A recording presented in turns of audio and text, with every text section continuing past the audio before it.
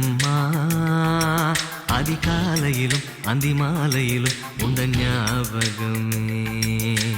அம்மம்மா முதல் பார்வையிலே சொன்ன வார்த்தையெல்லாம் ஒரு காவியமே. சின்ன சின்ன ஊடல்களும் சின்ன சின்ன மோதல்களும் மின்னல் போல வந்து வந்து போகும்.